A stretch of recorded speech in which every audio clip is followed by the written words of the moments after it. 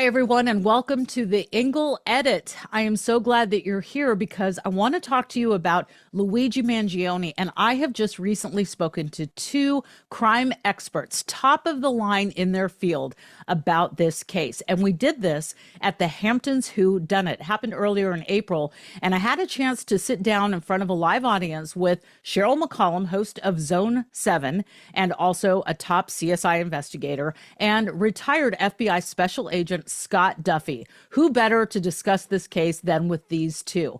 So we talked about all of the issues at hand, about his arrest, about the manhunt, about the cases against him, state and federal. And here we have the new filing from the federal courts seeking the death penalty now in this case. One of the main issues that has been discussed has been about the items in Luigi Mangione's backpack that was discovered on him during his arrest.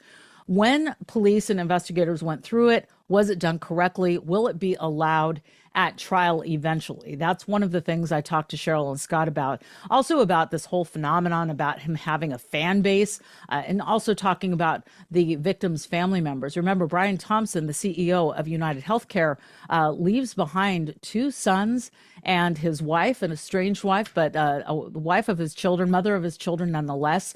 Something to keep in mind as people are cheering for Luigi Mangione as we go through this. So I wanted to share this session with you.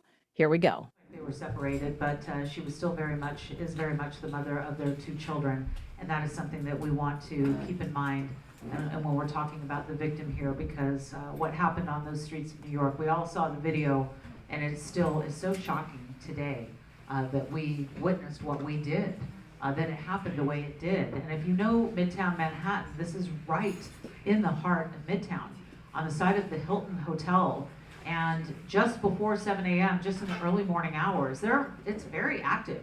This is not a dark alleyway. This is not somewhere dark in the night. This was, people getting coffee, scurrying to work, getting to the subway, when suddenly a man came out of nowhere, a suspect came out of nowhere, wearing a hooded jacket, pointing a gun, and firing point blank at the back of Brian Thompson going to a healthcare conference at the Hilton Hotel. So first, let's just start with Scott and Sheryl's thoughts on when you first heard about the story and you watched the video yourself, CSI. I'll start with you, Sheryl. What did you think when you saw that, and could you believe what you were seeing? The first thing I thought is law enforcement was going to make quick work.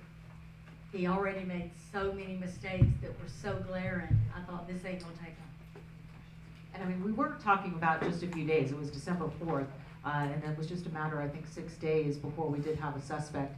But it was absolutely chilling to watch this video unfold. What were your thoughts in your role with law enforcement? Yeah, and I think some of the early assessments were, hey, this is an attack. This is a cold-blooded but trained killer.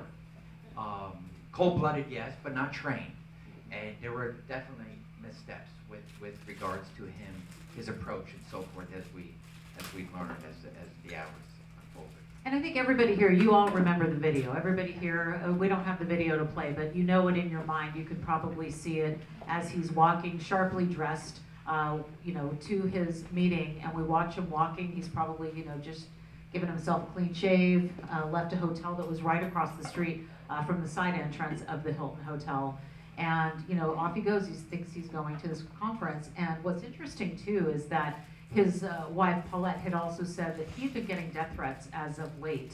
A lot of people unhappy with their health claims, and he had been getting death threats. It's my understanding that a lot of CEOs actually have security with him at all times, but on this day, he did not. What do you know about that, Scott? Yeah, and that was one of the questions that I had when people started asking, hey, what do you think about this? And I said, let's look at him, right? Everything starts with victimology. And how is it that not just the CEO, but the CEO of the largest healthcare, and then of course doing the searches, that they all have security because it's overt of the type of threats that are against these CEOs and their underlings. But then to watch him in video without anybody around, and I'm like, wow, at first it was like somebody knew exactly where he would be and what he was doing and Right. took the shot. Well, and I was talking with Misty about this before we got on. I mean, this was a CEO, this was a health conference. This wasn't something that was advertised, online widely. Just people who knew about this type of healthcare conference that was going on. And obviously, the suspect, who's now been named as Luigi Mangione, knew where he was going to be at the exact time. That's what's so crazy about it, Sheryl. It is crazy, but again, I think if you watch the video, when people first were saying, oh, this had to be an organized hit, this is a professional hit. Number one, a pro don't need 2 shots. They don't. It's gonna be a kill shot, neck up, walks away. He would have never stumbled. He would have never had to approach the victim a second time to make sure the victim, was fatally injured. So again, if you watch it, like the way he and I would watch it, we know this is not a professional person. Is this somebody that could stalk and find out where this victim was going to be? Look at what's happening here. I have posted, I don't know how many times, on how many different platforms, where I am, who I'm meeting, what I'm doing. And as, the former director of the CIA, I should know better. But as a former FBI agent, we do love our publicity. So it's important. But when you've got somebody at that level, that conference is not a secret. And there are people that are going to be excited to hear from him based on the way he turned that company around. People want to mimic, they want to learn, they want to, get close to him. Maybe people are looking for jobs. Again, it is not difficult to follow these folks. It's just not. Scott, how concerning is it? I know that other CEOs, right away, we actually started doing stories at News Nation about other CEOs, not just in healthcare, but CEOs in general that started hiring private security. And in fact, we were calling companies throughout New York and New Jersey, and they were telling us that they were busy, they did not have anybody if we needed somebody, because then we wanted people, we always do in the news, we want people to come out for work security, and we couldn't get a security guard to save our lives because everybody was booked. People were starting to really panic, and you've got to imagine the absolute sheer terror that was happening in New York City. Now, New York City rolled on and kept going about their day, and after the murder scene was cleaned up, I was there shortly after, and I was surprised, people were just walking out and getting their lunch, and I was like, don't you know that somebody just died right here? It's really odd how that happens, but overall, the feeling in New York City was there's a man on the loose, there's a suspect, somebody here has a gun and doesn't care and got away, and how to get away. And we learned later as we went through all that surveillance footage that we saw, which was really incredible, which was tracing how the suspect got into the area, how they left the area. Obviously very important, but also very concerning because not every image looked the same. If you guys looked at some of those images, to me, I'm like, the eyebrows don't look the same in every picture. Not in the youth hostel where he had been staying just before the murder, not in the Starbucks that the suspect went into just before the murder in the 5 o'clock hour. Things were different. So, Scott, let me ask you, how do investigators start piecing together that they think it's the same guy? Do we still think it's one person? Yeah. With regards to the surveillance video, and having worked quite a bit in bank robbery surveillance videos, just the slightest turn, and then you have a still of it, it changes your whole look.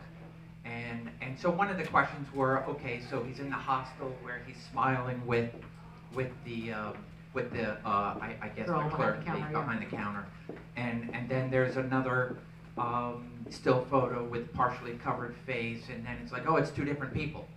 And I knew at that point, especially when you're talking about the similarities to what he was wearing around the scarf or the mask that he had, like a COVID mask, that there's no doubt that I felt, hey, let law enforcement do its job. They're going to be able to piece these together. And it's not just the video that they're going off, oh, that's him. There's something else that law enforcement is probably not telling at that point. For example, we know of the card, right? The information they had that he provided. So those pieces together with, but we want to get the video out or the photo out, so if you know him, call us. And ultimately, following the digital tracks is a big thing. Right, and following what the words that were on the shell casing, Yes. Sheryl. I mean, we had, it was delay, deny, depose. Huge clues left right there at the scene, and it sounds like he wanted them to be found. The word that struck me was the word depose, because that was an incorrect word if you're looking at what the insurance companies have put out, right? But to pose to me is somebody that's gonna go to trial for something. So I thought that was really interesting that he made a mistake there. And that mistake, in my opinion, is very telling, which they will do. And I will just tell y'all straight out, any step you take to commit a crime, the more steps it takes, the more opportunity for mistakes you're gonna make. And he made so many, I'm telling you, right out of the gate. It took him 2 shots. It took him 3 shots. He's on video. I mean, he chose New York City. He could have killed this man in that man's hometown at a stop sign where there's a vacant lot and a grocery store that doesn't have cameras working. He chose New York City, one of the best police departments ever. And when I was commissioner there, listen, it was, when I tell you I thought they were gonna make quick work, it's New York. They're some of the best detectives. You've heard from one of them this weekend. And he gave them a lot of information immediately. And what did you make of, you bring up a really good point, because obviously we saw it unfold on camera, but I did the walk from that hotel, and if you know the Ziegfeld Theater, it's right across the street from there. There are a lot of different places, but that specific spot was right under a camera and under a light, nonetheless, Scott. Yeah, so did he do his recognizance to a point that, okay, I know he's staying at the hotel, I'm not gonna do it there. We know that he shot him in the back. I believe he wanted to shoot him in the back. I do believe wholeheartedly it's a cowardly act. He planned it, but I always say, you can plan going into something, it's coming out in a way that gets everybody in trouble. And let's talk about the manhunt, because that was the next big part of this case. A manhunt is underway. All Points Bulletin, I mean, it is on. We are through the park, we are looking for evidence. We learned that he had been staying at a hostel up in the Upper West Side of Manhattan. There's that surveillance video that they were talking about. Sheryl, talk to us about then finding him in Pennsylvania, the steps that need to be taken to track him down at a McDonald's eating a hash brown. Remember though, one of the best things they did immediately, they released that video. They released him smiling at that girl behind the counter at the hostel. If you knew him, there was no doubt. Even if some of the photographs look different, everybody in this room has seen a photograph of your own self where you thought, ooh, I look good, right? And then you've seen a photograph, that don't even look like me, because it's no good. But it's still you. So even though some of them might not have looked the same, if you knew him, you knew him. That walk, the clothes, the backpack, this was not a new way that he dressed, this was not a new way that he behaved. He was gonna be, to me, somebody was gonna be calling pretty quick. If there's an ex-girlfriend, if there's somebody that he made mad, if there's somebody that he took a girlfriend from, there's a lot of people that are gonna call and tell about you. In our investigations, I love an ex-wife. Baby, she's gonna tell it. Not all of it may be true, but she's gonna tell everything she can think of. So in this case, again, once you saw that face, there was no doubt. And from that, we knew a lot. We knew enough to even knew he had braces. As soon as you look at that, you can now, I'm putting together the suspectology.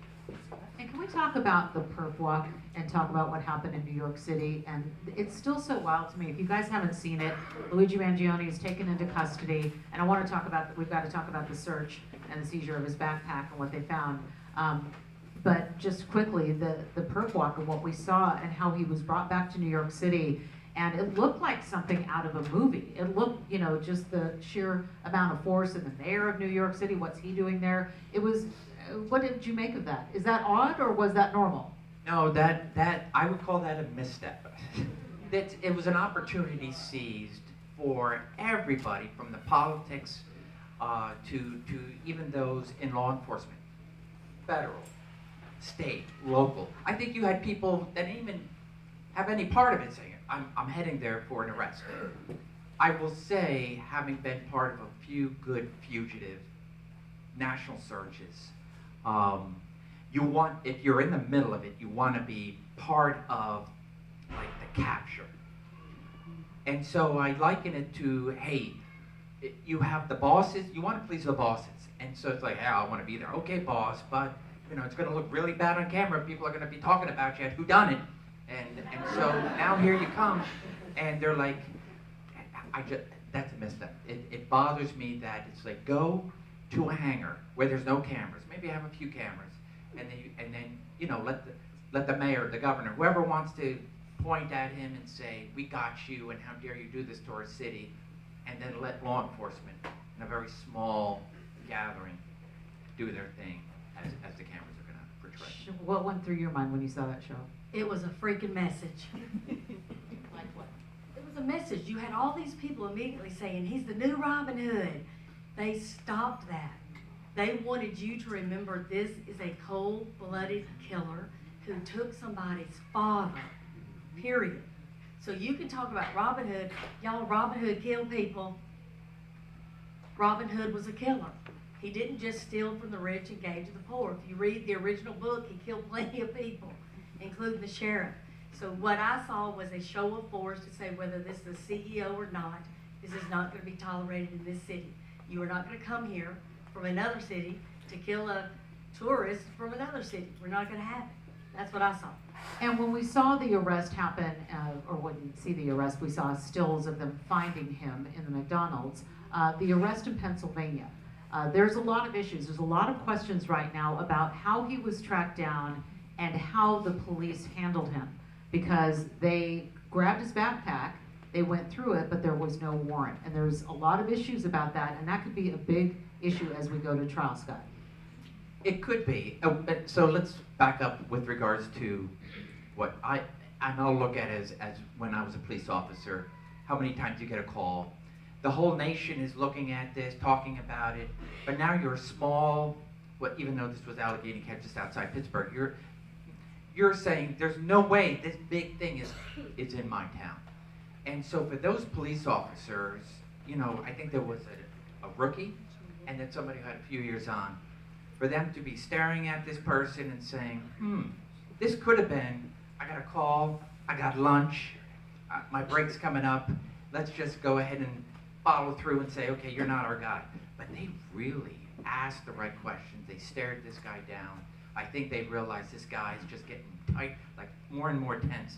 And they realized we got our guy.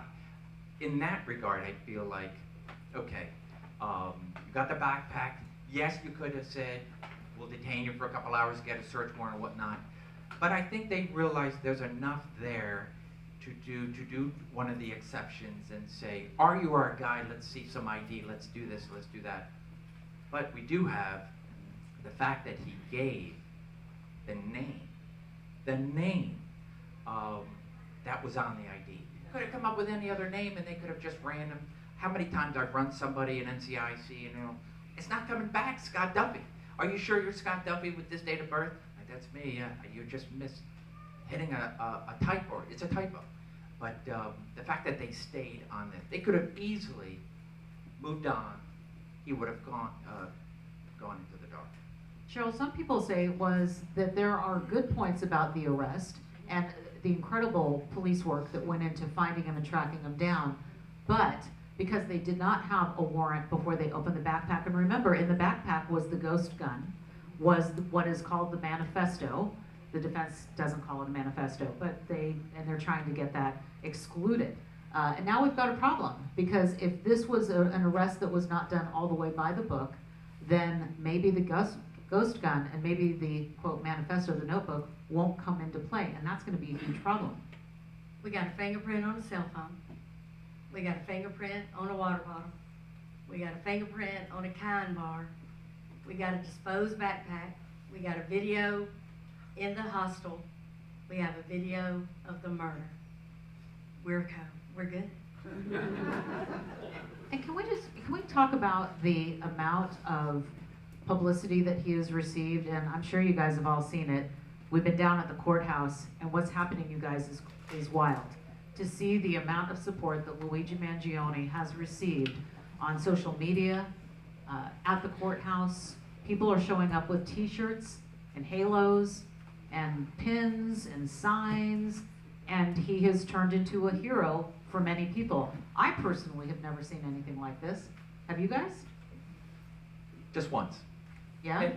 So Norman Johnston, who was part of the Johnson gang out of Chester County, Pennsylvania, and so I was part of that search early in my career as he escaped prison. And so we saw, and that of course was a month-long investigation. We saw people selling T-shirts on the corner. There were people who said, "I know of the Johnson." It was like they seen the movie and at close range, and so they feel like there's a connection to a movie or to the Hollywood side of it. But then they're all, go get them, go find them. And so it is a interesting, it's almost like left and right, to see these two sides of people where, hey, I gotta make a buck, I'll sell a T-shirt, but go ahead and lock them up and get them out of my neighborhood. No, but these are real, true fans, Sheryl. These are fans. These are people who think he's cute, who think he dresses well, and oh, won't you be my boyfriend, and sending love letters to jail. But there is that side of the merch, but then there is this true fan base and this folklore that's happening. You were just talking about Scott Peterson. How quick was he getting marriage proposals? Accident. I mean, it happens. Y'all, there is mental illness. So if you think about somebody, they're lonely, and now they see this person they think is famous, and they think, I can attach myself, I can write to this person, and if they actually write back, and then you think, wait, he could actually be my boyfriend. It happens. It happens all the time. And he is attractive. He is. But that does not take away the evil. That doesn't, to me, at all take away there is something wrong. Remember, his mama reported him missing. She did that, I think, for two reasons. One, he stopped responding to her. She knew he wasn't missing. That's her child. She knew. She knew he had started to just, as my grandmother would say, come unwound. There's something wrong. She knew it. And she was, I think, scared he was going to kill himself. But and to the point of the people that are showing up at court and lonely, but these are people who are also very angry about their own health care coverage and the denials that they have received. And that's what we're hearing. I mean, I was at a baseball game recently, and I was talking to a nurse who's a friend of mine, and I said, yeah, this Luigi Mangione, we're talking, she works in a local hospital, and she said, I get it. And I said, I'm sorry, what? And she's a nurse, and I said, what do you mean? And she said, I have a cancer patient who needs treatment, and they just denied this woman. They told her she has to go home, and everybody's very upset. And those are the stories that we hear over and over and over again, and those are a lot of the people who are showing up to support Luigi Mangione and his, what he did. And I mean, I was covering the story in New York, and there were wanted posters of other healthcare CEOs on poles throughout the city. It's like, what? You guys are putting targets on the back of other healthcare CEOs? I mean, that's where this has started to go when it was first unraveling. And that's really disturbing to a lot of people. Yeah, it is. And Jacob, who's in the back, we did a co-presentation at East Hampton High School. So I was talking to Jacob before that in teaching my college courses, I'll bring up any one of these national events, but this one, you are right, Laura, really, it makes you think. And even in the audience here, we could probably do the same poll, because it's absolute healthcare. Who here loves their healthcare? And is happy with it. And is happy with it. Gets everything that they ask for. My wife and I went, and we will have the conversation. You'll get declined, or you have to do this. It's rough, it's tough, and so I polled my class last week, and I said, hey, just your thoughts on Luigi Mangione. A good thing, a bad thing? And they look at you like, well, I tell you what, Professor. And they move away from the crimes, the brutalness of the crime, the fact that, as said, and Laura brought up the wife and the two children, the fact that he left behind, regardless of anybody, what they do in their life, the fact that you can take a life, take a father and a husband away, and say it's okay for the sake of, yes, it's a bad system. But we polled the class today, and it was amazing to see how many hands raised. Not in I don't think in support of him per se, Luigi Mangione, but an understanding that they're like, well, this might have been justified. But It's wild. Sheryl, you do Zone 7. You do a lot of podcast appearances. In your conversations in covering this, talk to us. I know you're on with Nancy Grace. Like, when this first happened, how has the conversation evolved from when we were, on a manhunt, and then we had a suspect, and then he had the perp walk, and to now, and we'll talk about the death penalty and Pam Bondi, but to where we are today, how has that conversation evolved? I know that you have a lot of listener feedback. What are people saying now about this case and how it's going to proceed? Even almost instantly, there was this hero tag. And then it did matriculate into the, we're going to make him the next Robin Hood. And then he was attractive, it's not his fault, the system is broken, this is going to be the excuse. And what I typically try to tell people is change the cause. Think of something you do not believe in, whatever it is, you're not for it. And then the leader of that gets murdered. You cannot be okay with it. It doesn't just have to be something you believe in. I mean, I have no gray area. I'm a black and white person, fact-based, murder, homicide, it ain't okay. It's just not. And I'm always for the underdog. If y'all know anything about me in my cases, I love a good underdog fight. I will fight with you, I will fight for you. But if you murder somebody in cold blood that don't even know you, much less has done anything to you personally, then I'm going to work to put you in prison. Scott, talk to us about ghost guns, because this is it's not new, it's relatively new, but Luigi Mangione is accused of having a ghost gun, something he made. Tell us about what you have learned and what you find in your line of work, and what your colleagues have said about ghost guns and how they're used, how they're made. They're hard to track. yeah, they are hard to track. So, and just of course the onslaught of technology. So you have the good and How the do you bad track and it? everything. You're not tracking it. So your typical gun manufacturing, everything gets a serial number. Even the guys that I chased that would try to obliterate it's like VINs on a car. There's always a spot somewhere. And the ghost guns, the 3D printers, it is amazing that the mechanisms to make a gun that have no tracking.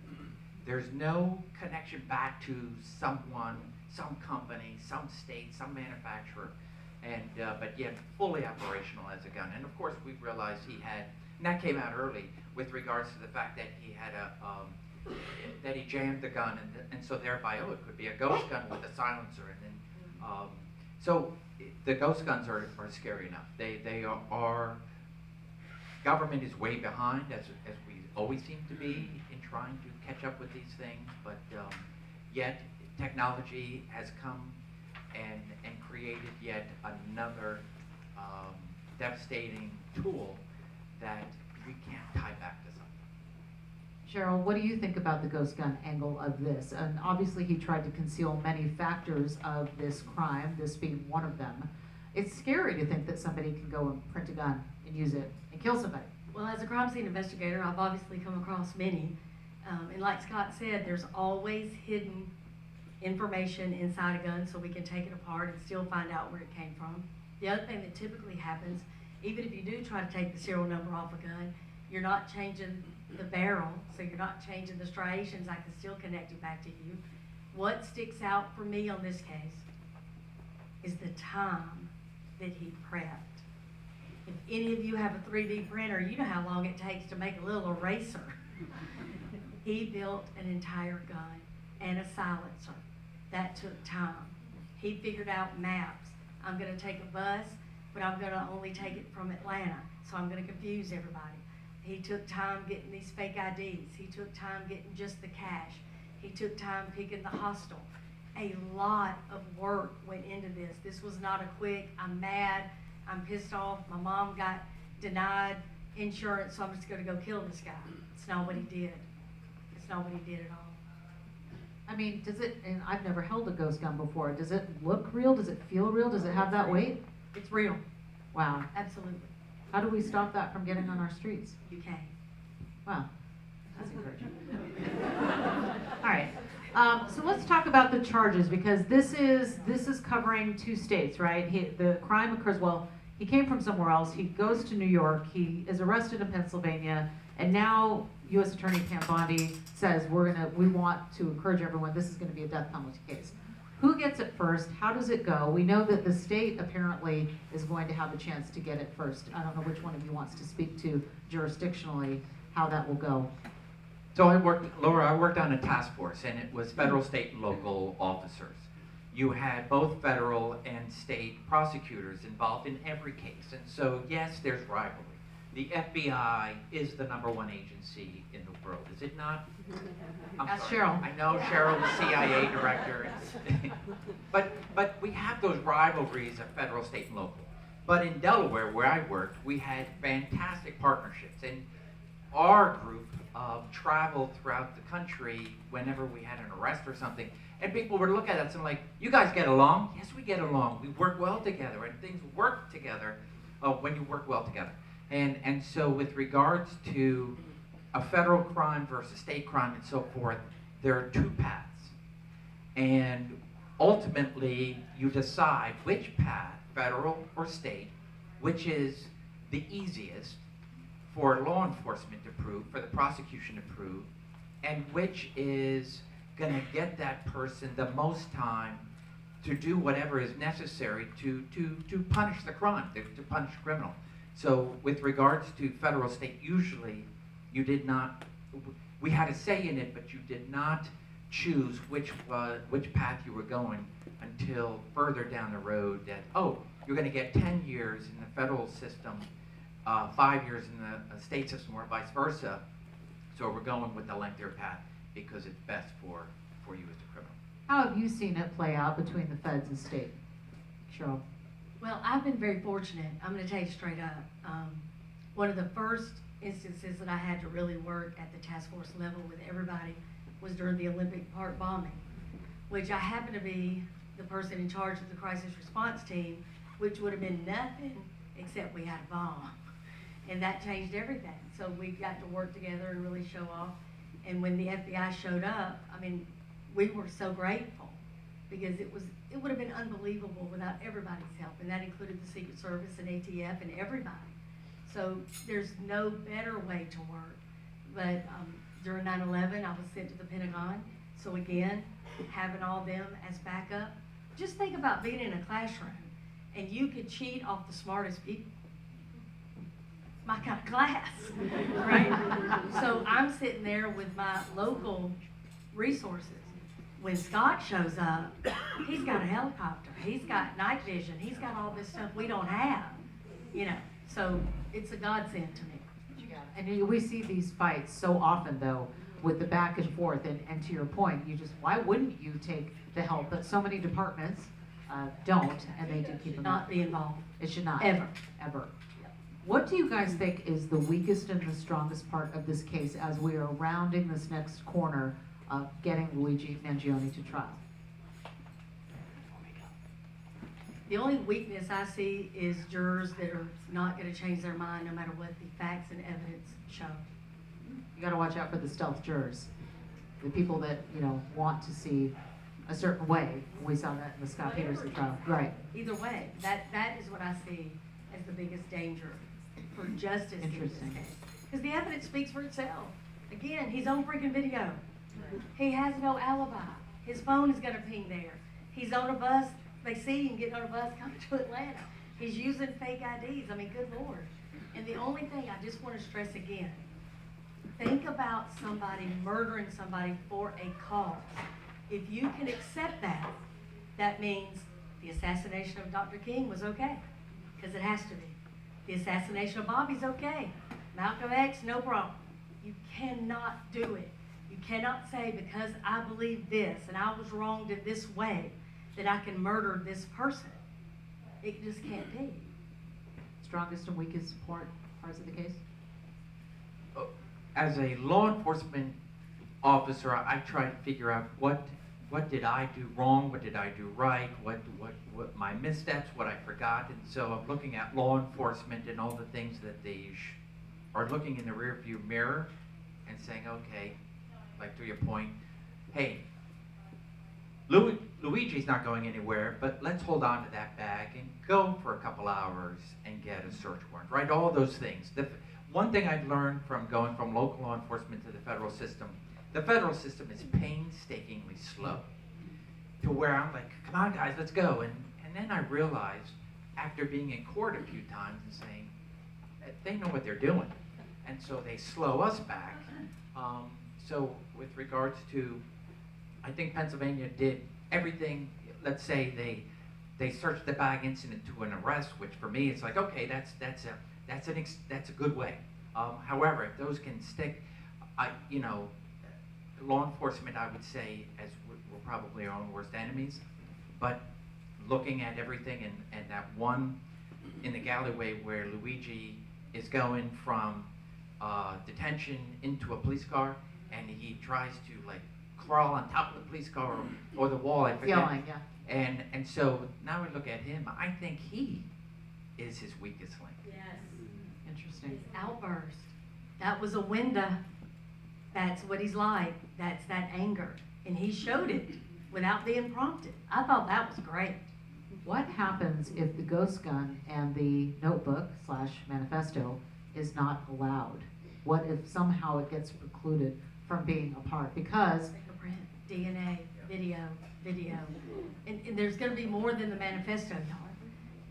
Think how long it took to handwrite that thing. What does his phone have? What does his computer have?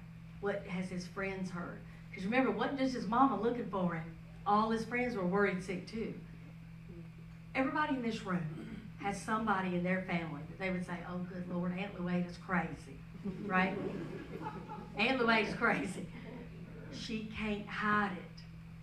So if y'all were to come over to my house for dinner, she might be okay for an hour or two, and then you got to go, Scott, because we're on borrowed time. Because she can't hide it. Does that make sense to you? He could not keep this anger contained. He couldn't. He's making ghost guns for days, and hour upon hour upon hour. He's writing on shell casings. He is so into this that he cannot hide it from the people that he cares about. He's talking about it all the time. allegedly. That word. And now he's in the MDC in Brooklyn, which is a notorious holding facility with your friend, Sean Combs. With Puffy. Yeah, that's right. We were here earlier. We were talking about that. A lot of people are concerned, though, Scott, to be real, about this backpack and about some of the key evidence being held out. But do you think that what Sheryl said is enough? All the different levels and layers that he had? Yeah, and I think there are additional tests being done behind the scenes. So you're right. Let's say it's all tossed, the bag and so forth. It's great stuff, but I do believe when you have the DNA, not just the DNA at the crime scene, but hey, we as law enforcement think he came from that Starbucks, and so you go to the Starbucks, there's the cup, and now DNA there. So if I talking about juries, if I was on the jury, and that's a joke, but I say that there is enough crime scene, and I do believe with regards to the digital aspects, his phone, his computer searches, all those things will be enough to say there's not another person who did this. There's not his twin out there. It's him, and it will. But isn't it wild to you that he did, to making the ghost gun and writing all those words that he did and the shell casing, to being as careless as to do those things? It almost doesn't make sense that he would be so meticulous about all of the things that went into it, and then the exit was so sloppy. It's when you think you're being that way. So he thought, oh, if I take a bus from Atlanta, there'll be no footprint. Of course there is. If I use a fake ID at a hostel, they'll never be able to connect it. If I take a bike from the scene, I'm not even walking. I'll be gone so fast they won't even know. I'm like on every other bike that's in this city. Those were also mistakes. Because where did you ditch the bike? What's on the bike? Where was the battery? You spoke to the girl behind the counter and lowered your mask. Huge mistake. When you use that fake ID and then an officer says, what is your name? And you give them the same freaking name, that's a spontaneous utterance. That ain't gonna be thrown out. And of all the names in all the world he could have used, Like last night, for example, I had Laura's badge. So I was walking around pretending to be rude to people going, I'm Laura Ingle. I'll never forgive you. Did I make mistakes? Yes. Where's Laura from? California. And she don't talk like this. So I made a mistake right off the bat. They knew I wasn't Laura Ingle, right? They knew mistakes are made. Clear? He made so many. It's like Koberger. Koberger studied it. He thought about it. He thought he did something so brilliant. And people have asked, oh my God, how many people do you think he's killed? 4. Because he was so pitiful at that one, he would have been caught at the other one if he had killed somebody before. Too many mistakes. This was a rookie person. I promise you. Is there anybody here who thinks that the pictures look different? When you see the photo, I'm just curious, and I think you're right. I think that if you turn a certain way, you can look different. But is there anybody here, show of hands, that thinks that it's the same, it could be more than one person? 1, 2, 3. Yeah, I mean, just because the pictures do look so different. Look, we're gonna find out as we continue to move down this road. What else is striking about this case to you, Scott, that you think that people need to understand as we're all trying, because we're, as viewers, as people who are not law enforcement, we're moving through following this case, trying to understand it, because it's federal, it's state, it's the evidence that you talked about, it's things that we don't always know about that's going on behind the scenes. What do we need to understand moving forward as we watch throngs of people show up at the courthouse supporting him, saying they love him and that they, you know, hope that he gets out? What do we need to understand moving into this trial that's supposed to happen? Yeah, I think you said it right at the onset. Remember his loved ones, right? Brian Thompson. The fact that we concentrate on the victims. We don't, I love talking to suspects. You'll see tomorrow, I will befriend the suspect. I will be their best friend for the time that I'm in the room with them. But my whole concentration is on the victim or victims.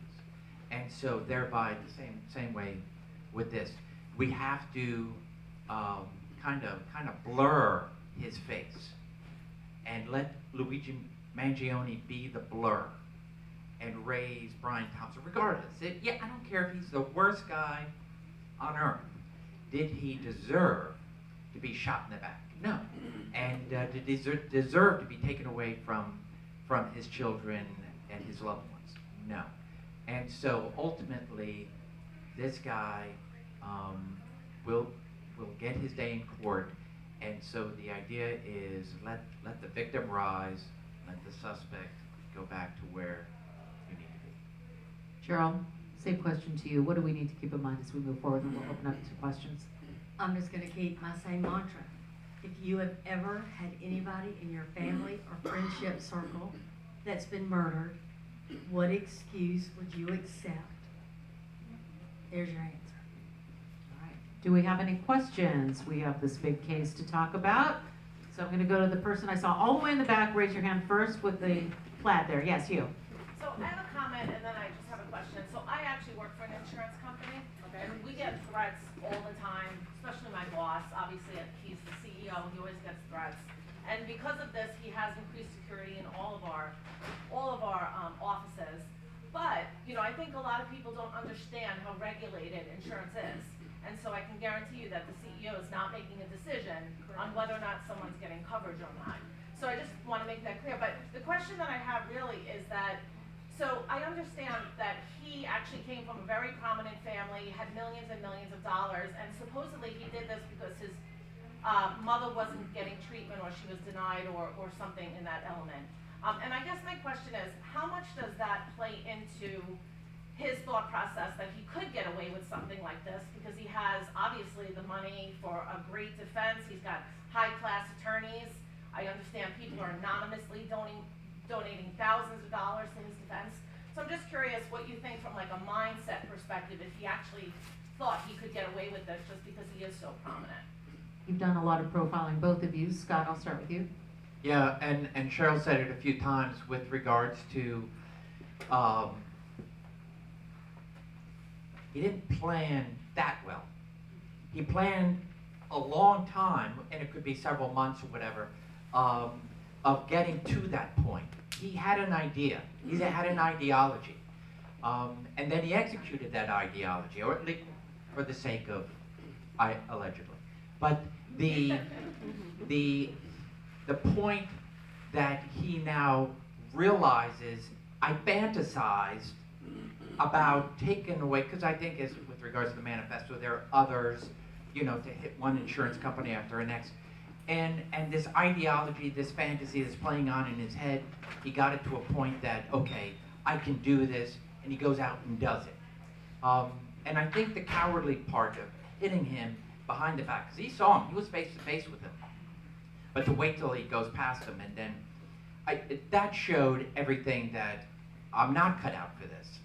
And so it ultimately comes down to that you know, I've seen so many times the great planners, but you're still human, and now you shocked yourself.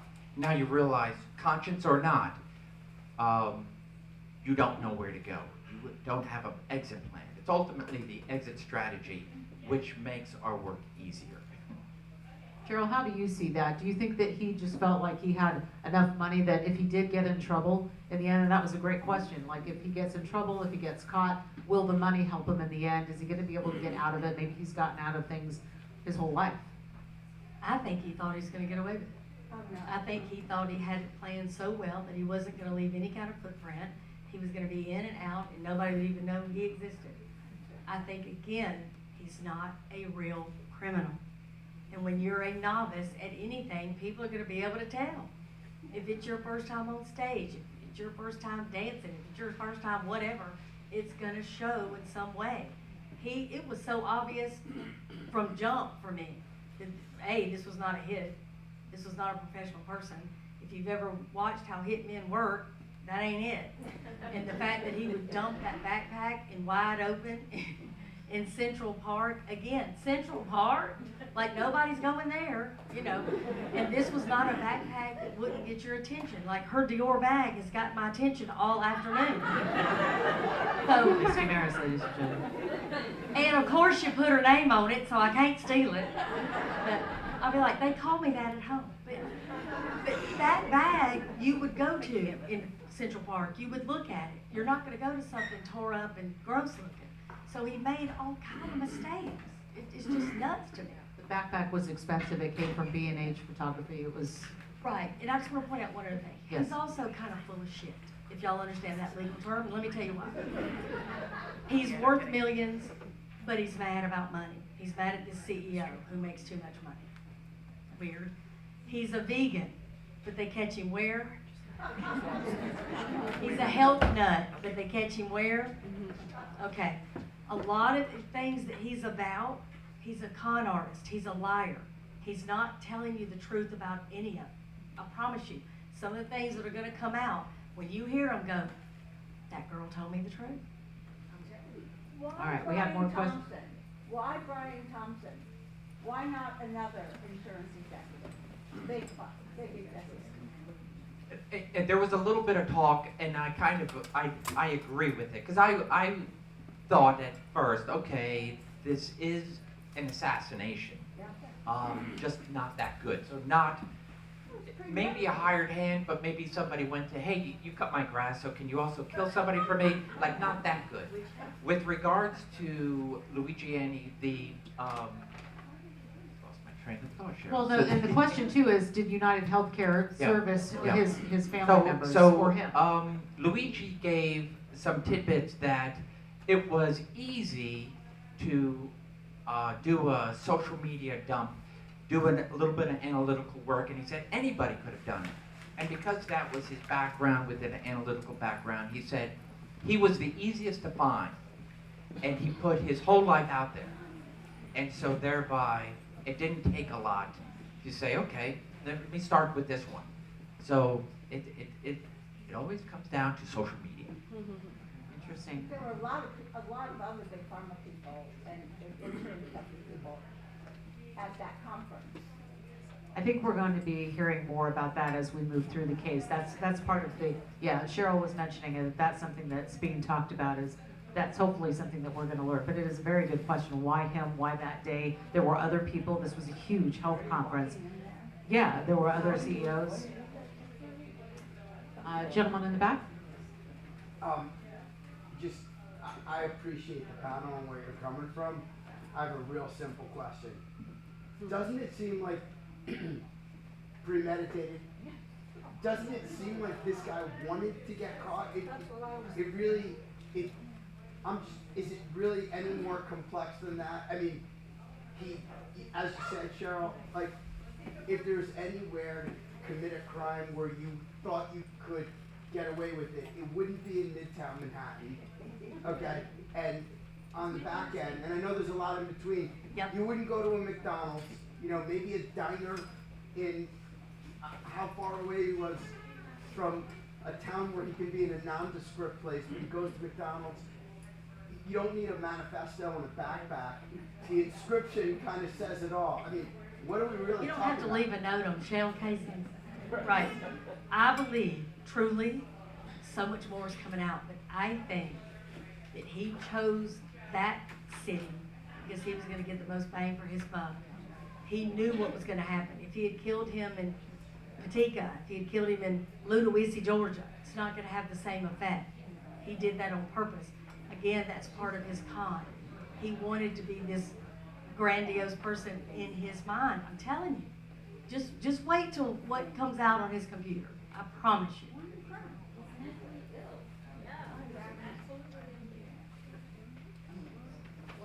Can we do two? I see two hands, so if we could just do, if you could do it real quick, I'll go to you first. So, who's the egomaniac defense attorney who's going to, instead of advising this idiot to plead out so he doesn't get capital punishment, to actually take his chances in court? I mean, seriously? Let you handle that. I'll never say a bad thing about a defense attorney. Come on. No, I said it before, I think Luigi is the weak link here. And an attorney can only do so much to bring in, I've seen it so many times in cases, and I'll even say, come on, look what I'm dealing with, Scott. And so I think it's, Luigi's driving this, and I totally agree. If he's an ideologue, and he wanted to be caught, and he's like, yeah, I just want to show you I can get away for X amount of days. You didn't catch me day one, so I won. You caught me 6 days later. And because he still had everything in a backpack. He could have seen, he was very conscious of his surroundings. He could have seen 2 patrol cars, not 1 but 2. It's like, they don't look like they're coming here for breakfast. I'm gonna step into the bathroom, or I'm gonna sneak out the back door. No, he kept his head down. And it's like, just please, because he was hoping. And I think he got what he was looking for. And the same attorney as Diddy. Thank you, Misty Maris. So we've got that. Yeah. So that answers your question. Yes, it's a couple, right? So. Karen originally represented Luigi when the federal charges came. Mark and Diplo, her husband, signed on to their defense team. So it's a husband and wife too. They're very busy. And last question, you had your hand up over here. Go ahead. Yes, you. I do have maybe a strange question, but the fact that you mentioned that they went into the backpack without a warrant, could a very good defense lawyer say that his rights were violated? And Good. I will Don't say, try. search incident to arrest, the fact that he gave a bad name, they run that name. I don't know, and I haven't heard anything. But if NYP, Motion's filed in Pennsylvania. but if NYPD entered that name into NCIC, and so they run that name into NCIC, it might have provided information instantly saying, if you have this person, stop and hold for questioning. And so thereby, it's possible there's a whole lot of things that aren't coming out. That's like, we're arresting you for a false identity. Thereby, you have search incident to arrest. That's the easiest exception that I've used. Thank you, Mr. Maris. The motion's pending in Pennsylvania. Right. All right. Are you wrapping us up? And happy birthday to my wife. Ah. made the trip down here today. Thank you. And to Jacob, who was back there yesterday with your birthdays. And if anybody has questions, grab us in the hallway. Thank you all very much for coming out today. Thank you for attending this session and being a part of it.